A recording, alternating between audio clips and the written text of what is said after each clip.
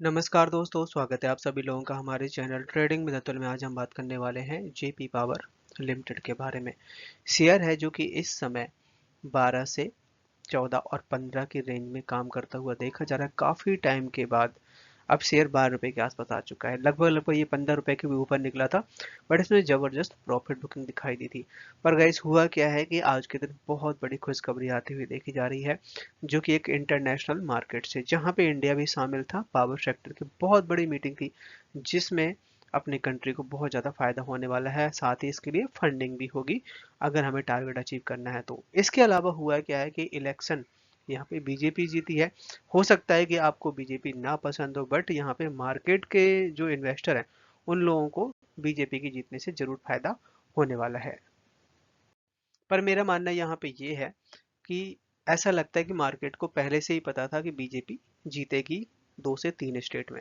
तो जो रैली हुई है, अगर यहाँ से 1 दिन 2 दिन रैली होती है, फिर अपना ध्यान रखना, उस हिसाब से आप अपना प्रॉफिट बुक भी कर सकते हो अगर आपने किसी और शेयर में इन्वेस्ट किया है और आपको बहुत अच्छा प्रॉफिट हो रहा है तो।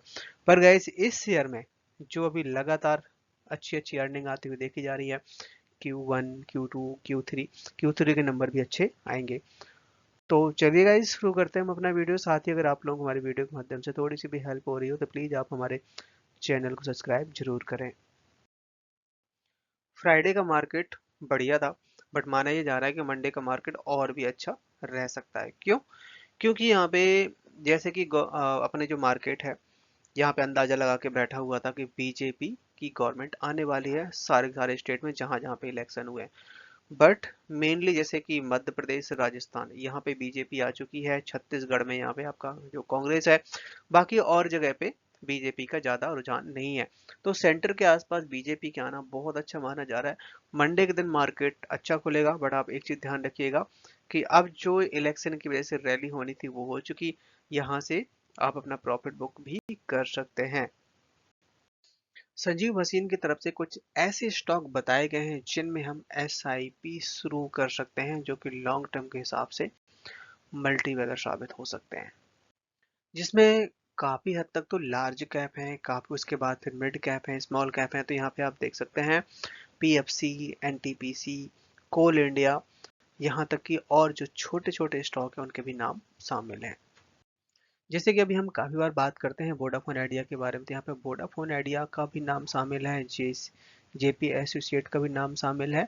और यहाँ पे सबसे बड़ा सुपर स्टार बन के निकल के आया है आपका सुजलॉन, जो कि इस समय 40 रुपए के आसपास काम कर रहा है। तो इसी तरह की रिकवरी ऐसे शेयरों में भी आ सकती है। शेयर में जिस तरीके से रैली बनती हुई देखी जा रही थी, यहाँ पे सेबी की तरफ से एक बड़ा रिस्ट्रिक्शन लगा दिया गया था। आप देख सकते हैं स्टेज 1 में डाला गया है इसको। तो एक सबसे बड़ा कारण ये भी है जिसकी वजह से ज्यादा तेजी नहीं बन पा रही।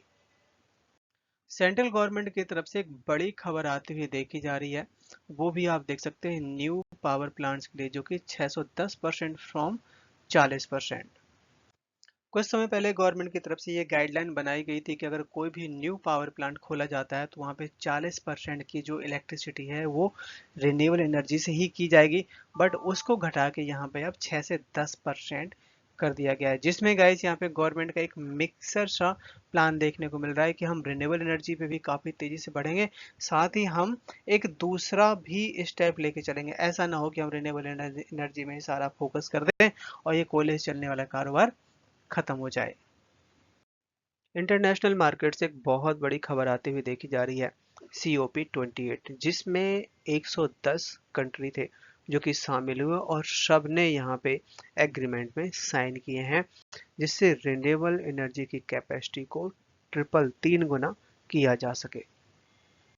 जिसमें सब लोगों ने एग्रीमेंट में साइन किया है और 2030 तक ये 3 गुना तक रिन्यूएबल एनर्जी को लेके जा सकते हैं। जिसमें यूएस स्टेट है जिसमें $3 बिलियन की बात कही है, खासकर ग्रीन क्लाइमेट फंड के लिए। इतना फंड ये जारी करेगा। इसके अलावा यहाँ पे आप देख सकते हैं कि US promise to put partially 17.5 million new create loss and damage fund, जो कि इसमें भी यहाँ पे वो जारी करेगा। अगर हमें क्लाइमेट को बिल्कुल से साफ करना है और जिसमें कार्बन लेवल 0 रखना है, तो हमें 11,000 गीगावाट जनरेट करनी पड़ेगी इलेक्ट्रिसिटी 2030 तक, जो कि रिसेंटली अभी 3400 गीगावाट जनरेट हो रही है, जिसमें यहाँ पे ग्रीन हाउस गैस एमिशन इसमें 7 बिलियन टन CO2 को यहाँ पे खींचा जाएगा, जिससे क्या होगा कि कार्बन को और दूसरी तरीके से भी कम किया जा सकता है। ये सारा का सारा रिसर्च किया है इंटरनेशनल एनर्जी एजेंसी की तरफ से, जिसमें यहाँ पे इंडिया को भी काफ़ी ज़्यादा फायदा देखने को मिल सकता है। और 2030 तक इंडिया में भी रिन्यूएबल एनर्जी काफ़ी ज़्यादा तेज़ी से ग्रोथ करने वाली है। यहाँ पे आप देख सकते हैं कि अजय माथुर जो director general of international solar alliance की तरफ से हैं, इन्होंने ये बात बोली हुई है। पर गाइस मेरा मानना ये है कि रिन्यूएबल एनर्जी के जो स्टॉक हैं ये अभी थमने वाले नहीं है, क्योंकि अभी तो यहाँ पे कहानी शुरू हुई है। आप देख सकते हैं कि आज के दिन दुबई में एक बहुत बड़ी मीटिंग थी जिसमें बहुत सारी कंपनियों को बुलाया गया, और अगर हमें अपना ट्रिपलिंग रिन्यूएबल एनर्जी का टारगेट अचीव करना है तो हमें $293 बिलियन की रिक्वायरमेंट पड़ने वाली है। India already tripling renewable energy पे एग्रीमेंट पे अपना साइन कर चुका है, जो कि आज के दिन जो मीटिंग थी COP28 क्लाइमेट मीटिंग दुबई में, तो यहाँ पे पूरी रिसर्च करी गई है कि इंडिया को कितने सपोर्ट की रिक्वायरमेंट है। तो ये पूरा खुलासा निकल के आया 293 बिलियन का, जिसमें यहाँ पे जो वर्ल्ड बैंक है वो यहाँ पे सपोर्ट करने वाला है। आज के दिन शेयर ने हाई बनाया 14 रुपए का, लो बनाया यहाँ पर 12.80 का, क्लोजिंग दी है 12.90 पे, 2% तक की डाउन साइड दिखाई दे रही है। चार्ट पर नजर डाली जाए तो यहाँ पे आप देख सकते हैं कि शेयर है जो कि 15.5 रुपए का हाई बनाने के बाद वहां से काफी टूट चुका है और 13 रुपए के आसपास चल रहा है। यहाँ पे सबसे बड़ा सपोर्ट आपका 13 रुपए, अगर उसको ब्रेक कर देता है 12.5 तक भी जाता हुआ देखा जा सकता है। आप देख सकते हैं 3 कैंडल बड़ी बड़ी बनी थी और 3 कैंडल में यहाँ पे सबसे बड़ा सपोर्ट आपका 10 रुपए का रहने वाला है।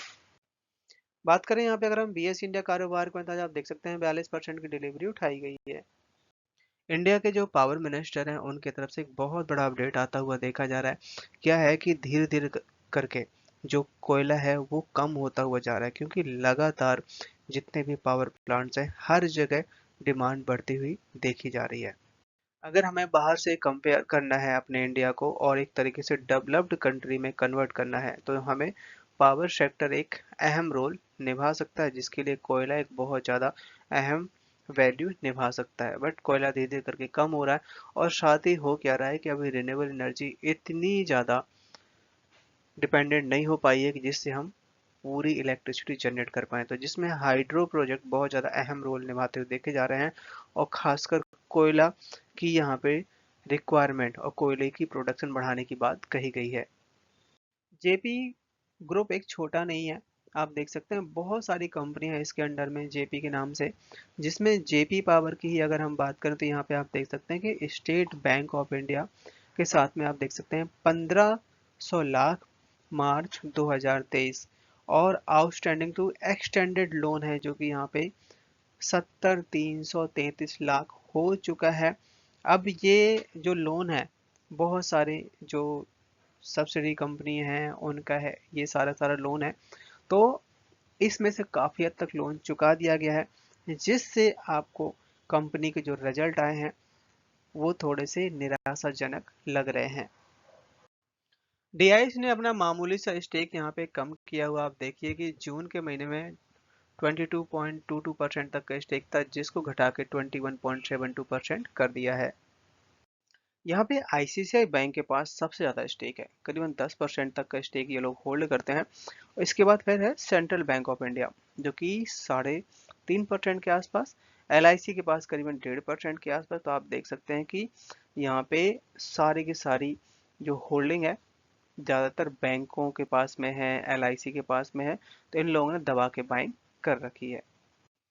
बात की जाए यहाँ पे FII के बारे में, तो यहाँ पे आप देख सकते हैं कि FII ने करीबन अपनी जिनकी जो होल्डिंग थी 2.83% थी, जिसको बढ़ा के यहाँ पे 3.38% कर दी है। इसके अलावा यहाँ पे FII के जो नंबर्स हैं, इन्वेस्टमेंट के नंबर्स हैं, इंक्रीज हुए हैं 86 से बढ़ा के यहाँ पे हुआ 108 कर दिया गया है, जो कि है सितंबर मंथ में। सितंबर का जो क्वार्टर आया था अभी रिसेंटली, Q2 की जो अर्निंग आई थी उसमें यहाँ पे ये FII ने अपनी इन्वेस्टमेंट इंक्रीज करी हुई है। एफआईआई के नंबर्स के बारे में अगर बात की जाए तो इन्होंने, आप देखिए कि पिछले साल के नंबर से इस बार काफ़ी हद तक स्टेक बढ़ा दिया, ऑलमोस्ट डबल कर दिया। 2.83% तक का स्टेक था एक साल पहले, जो कि बढ़ा के 4.7% कर दिया है।